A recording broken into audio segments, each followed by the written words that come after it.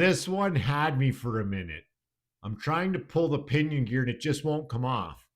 The problem is the puller, it needs to be able to get inside the pinion gear and pull it back. And it was actually pushing against it at the same time it was trying to pull. So I start thinking, what am I missing here?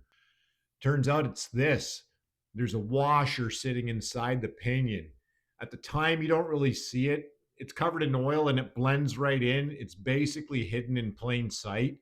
The manual mentions it and the parts book shows it. So when I actually got in there with a pick and worked it loose, now everything makes sense. Puller wasn't the problem. The washer was blocking it from seating on the shaft and allowing me to move it back. So I'd already loaded the puller against it once and it kind of deformed the washer a little bit. No big deal. I'll replace it when I order some parts. But with that washer out, the tool actually sits inside the pinion where it's supposed to and pulled it right back off. Now the gear comes off clean. So just a little bit of a heads up here that pinion nut is a left-hand thread. So you're turning it clockwise to loosen it.